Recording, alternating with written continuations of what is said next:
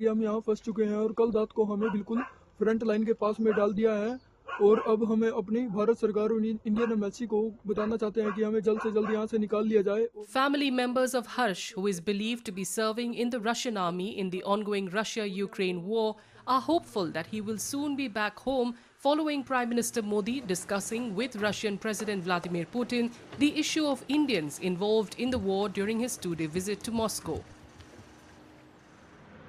Harsh's parents, who live in Haryana's Karnal town, say after they heard that the issue of Indians trapped in the war was discussed by Prime Minister Modi with Putin, a ray of hope has emerged for the safe return of their son. हर्ष को 7 महीने होने को आ गए हैं जी, अभी 7 महीने ही हो जाएंगे, लेकिन पहले से अब हर्ष कुछ ठीक है जी, बात हो जाती है रोज, और जैसे हमारी उम्मीद सी खोई गई थी, लेकिन अब पता चला है कि अपने देश के प्रधानमंत्री वहाँ गए थे, तो थोड़ी उम्मीद जागी है जी। देखो भी हमारे बच्चे घर आ जाएंगे। जैसे खबरें चलती रहती थी जी, भी बीच में कई बच्चों की एक्सपायर भी हो गई जी वहाँ लड़ाई में जी, कई बच्चे घायल भी हो गए जी। जैसे हम टीवी में देखते थे खबरें जी, बहुत परेशानी होती थी हमारे को,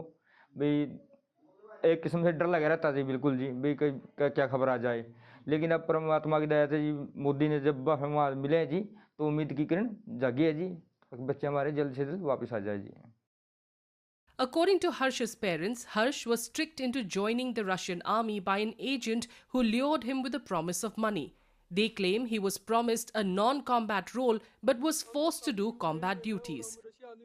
वो तो गए तो थे जी, जब घूमने के लिए ही गए थे जी, कोई ऐसा कोई प्लान नहीं था उसका कि बाहर जाना है, बस सिर्फ उसको घूमने की तो बड़ी जल्दी रहती थी। इंडिया में बहुत जगह घूम चुका है जी वो, पता नहीं बच्चे वहाँ गए हुए थे, किस एजेंट ने उनको बुकाया, कैसे बुकाया कि आप यहाँ चले जाओ, अच्छा पैसा कमा लोगे, हम तुम्हारे को आगे निकाल देंगे,